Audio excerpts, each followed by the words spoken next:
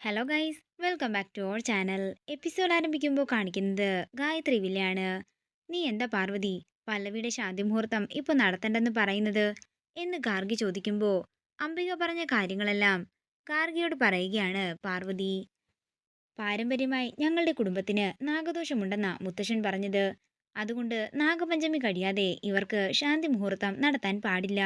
അങ്ങനെ നടത്തിയാൽ പല്ലവിക്കും വിപിനും ഉണ്ടാകുന്ന കുഞ്ഞു കാരണം എനിക്ക് ജീവഹാനി സംഭവിക്കുമെന്നാ അമ്മ പറഞ്ഞത്. പക്ഷേ പല്ലവിക്ക് ഇവിടുത്തെ സ്വത്തില്ല കണ്ണ്, അതുകൊണ്ടാ അവൾക്ക് ശാന്തി മുഹൂർത്തം പെട്ടെന്ന് വേണമെന്ന് പറയുന്നത്. അങ്ങനെ അവൾ പ്രഭാവതി അമ്മയും വിശാൽ സാറിനെ സ്വാധീനിച്ചു, അതിനുള്ള അനുവാദം നേടി. ഇനി ഞാൻ എന്ത് ചെയ്യാനാണെന്ന് പാറു ചോദിക്കുന്നു. എന്നാൽ പാർവതി, നിനക്ക് നിന്റെ അമ്മയെ വിളിച്ച് കാര്യങ്ങളെല്ലാം പറഞ്ഞൂടായിരുന്നോ? അമ്മ പറയുമ്പോൾ ചിലപ്പോൾ പല്ലവിക്ക് മനസ്സിലായെങ്കിലോ? അതിനുവേണ്ടി ഞാൻ കുറെ വട്ടം അമ്മയെ വിളിച്ചു ഗാർഗി, പക്ഷേ ഫോൺ സ്വിച്ച് ഓഫ് ആണ്. ഞാൻ പറഞ്ഞതെല്ലാം നീ മനസ്സിൽ തന്നെ വെച്ചാൽ മതിയെന്ന് പറഞ്ഞ് ഗാർഗിയെ പറഞ്ഞയക്കുകയാണ് പാർവതി. പിന്നീട് കാണിക്കുന്നത് പല്ലവിയെ അണിയിച്ചൊരുക്കുന്ന റിയയാണ്. എന്റെ പല്ലവി, നിനക്ക് നല്ല സൗന്ദര്യമുണ്ടല്ലോ, എന്നിട്ടും 6 മാസമായിട്ടും ശാന്തി മുഹൂർത്തം നടന്നിട്ടില്ലെന്ന് പറഞ്ഞ് എനിക്കത് വിശ്വസിക്കാനേ സാധിക്കുന്നില്ല. അതിന് ഞാൻ ശ്രമിക്കുന്നുണ്ട് റിയേ, പക്ഷേ വിപിൻ സാറ് അങ്ങോട്ടേക്ക് അടുക്കുന്നില്ല. ഉറക്കം നടിച്ച് കിടപ്പാ പതിവ്. ഇന്നലെ രാത്രി പറയുക ബ്രഹ്മചരിയാകാൻ വേണ്ടി വ്രതമെടുക്കാൻ തുടങ്ങുകയാണെന്ന്.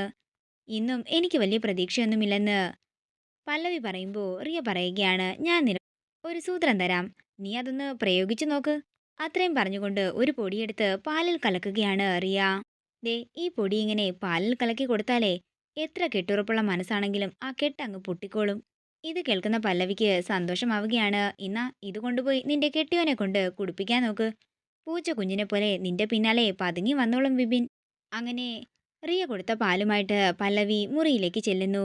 അതേസമയം മുറിയിൽ ശാന്തി മുഹൂർത്തത്തിന്റെ ഒരുക്കങ്ങളെല്ലാം ചെയ്തു കഴിഞ്ഞിട്ടുണ്ടായിരുന്നു. മുറിയിലേക്ക് വരുന്ന വിപിൻ ദേഷ്യത്തോടെ ഇരിക്കുമ്പോൾ പ്രഭാവതി ടെൻഷനോടെ നിൽക്കുന്ന പാറുവിനെ കണ്ട് സന്തോഷത്തോടെ നിൽക്കുകയാണ്. അതേസമയം റിയ പല്ലവിയെ കൂട്ടിക്കൊണ്ട് മുകളിലേക്ക് വരികയാണ്. റിയ പല്ലവിയോട് പ്രഭാവതിയുടെ അനുഗ്രഹം വാങ്ങാൻ പറയുന്നു. എത്രയും പെട്ടെന്ന് ഒരു പേരക്കുട്ടിയെ ലാളിക്കാനുള്ള ഭാഗ്യം നീ എനിക്ക് ഉണ്ടാക്കി തരണം. അത്രയും പറഞ്ഞുകൊണ്ട് പല്ലവിയെ മുറിയിലേക്ക് പറഞ്ഞു വിടുകയാണ് പ്രഭാവതിയും റിയയും. തുടർന്ന് ടെൻഷനോടെ നിൽക്കുന്ന പാറുവിനെ നോക്കി പ്രഭാവതി മനസ്സിൽ പറയുകയാണ്, നീ നോക്കിക്കോടി, ആദ്യം ജനിക്കാൻ പോകുന്ന കുഞ്ഞ് എന്റെ വിപിൻ മോന്റെ തന്നെ ആയിരിക്കും. അത്രയും പറഞ്ഞുകൊണ്ട് പ്രഭാവതി റിയയും കൂട്ടി താഴേക്ക് പോകുമ്പോൾ പല്ലവിക്ക് നാഗദോഷം ഏൽക്കാതിരിക്കാൻ പ്രാർത്ഥിക്കുകയാണ് പാർവതി. അതേസമയം കൃത്യമായി തന്നെ ഒരു നാഗം ഗായത്രി വില്ലയിലേക്ക് കയറി വരികയാണ്. പിന്നീട് കാണിക്കുന്നത് വിപിനെയും പല്ലവിയുമാണ്. വിപിനോട് വ്രതം മുറിക്കാൻ ആവശ്യപ്പെടുകയാണ് പല്ലവി. ഇന്നെന്നല്ല ഒരിക്കലും എന്റെ വ്രതം ഞാൻ അവസാനിപ്പിക്കാനേ പോകുന്നില്ലെന്ന് വിപിനും പറയുന്നു. ദേ പല്ലവി, ഞാൻ നിന്നോട് ആദ്യം തൊട്ടേ പറഞ്ഞ കാര്യം തന്നെയാണ്. വിശാലേട്ടനും പാർവതിക്കും ഒരു കുഞ്ഞ് ജനിക്കാൻ പോകുന്നെന്ന് അറിയണം. അതിനുശേഷം മാത്രമേ നമ്മുടെ ശാന്തി മുഹൂർത്തം നടക്കുകയുള്ളൂ. അപ്പോ സാറിന്റെ തീരുമാനത്തിന് മാറ്റമൊന്നുമില്ലല്ലേ? ഞാനൊന്ന് അറിഞ്ഞു നിർബന്ധിച്ചാലോ? പല്ലവി, മര്യാദയ്ക്ക് കിടന്നുറങ്ങിക്കോ. എന്റെ സ്വസ്ഥത നശിപ്പിക്കാനാണ് നിന്റെ പ്ലാനെങ്കിലേ ഞാൻ ഇവിടുന്ന് ഇറങ്ങിപ്പോകും. അയ്യോ വേണ്ടെങ്കി വേണ്ട, എനിക്ക് ശാന്തി മുഹൂർത്തം നടക്കില്ലെന്ന് ഞാൻ അങ്ങ് ആശ്വസിച്ചോളാം. എന്താണെങ്കിലും സാറി പാല് കുടിക്ക്.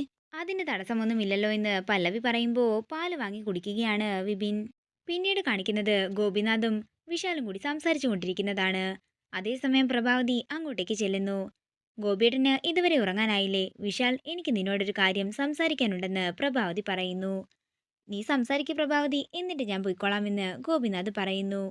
അതേസമയം പാറുവും അങ്ങോട്ടേക്ക് വരികയാണ്. പെട്ടെന്ന് തന്നെ ആ നാഗം പ്രഭാവതിയുടെ അടുത്തേക്ക് കൊത്താനായി ചെല്ലുന്നു. ഇത് കണ്ടുകൊണ്ടുവരുന്ന വിനയ് പെട്ടെന്ന് തന്നെ പാമ്പൻ നലറുകയും പ്രഭാവതി പിന്നിലേക്ക് മാറുകയും ചെയ്യുന്നു. അതിനുശേഷം വിനയ് ഒരു വടിയെടുത്തുകൊണ്ട് വന്ന് ആ പാമ്പിനെ തലങ്ങും വിലങ്ങും തല്ലുകയാണ്. വിനയ്, ഒന്നും ചെയ്യരുത്, അത് എന്നെ തേടി വന്നതാ എന്ന് പറഞ്ഞുകൊണ്ട് വിനയെ മാറ്റി നിർത്തുകയാണ് പാർവതി.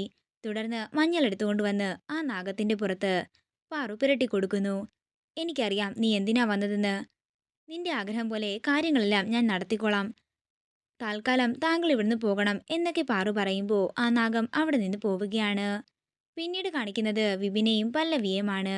ആ പാല് കുടിച്ചതിന്റെ ഫലമായി വിപിന് പരവേശമൊക്കെ അനുഭവപ്പെടാൻ തുടങ്ങിയിരിക്കുന്നു. തുടർന്ന് വിപിൻ എഴുന്നേറ്റ് വെള്ളം കുടിക്കുമ്പോൾ എനിക്കും വേണമെന്ന് പറഞ്ഞ് പല്ലവി ചെന്ന് വിപിന്റെ കയ്യിൽ പിടിക്കുകയാണ്. തുടർന്ന് ആ പൊടിയുടെ ഫലമെന്നോണം പല്ലവിയെ സ്നേഹത്തോടെ നോക്കുകയാണ് വിപിൻ. ഇതോടുകൂടി ഇന്നത്തെ എപ്പിസോഡ് ഇവിടെ തീരുകയാണ്.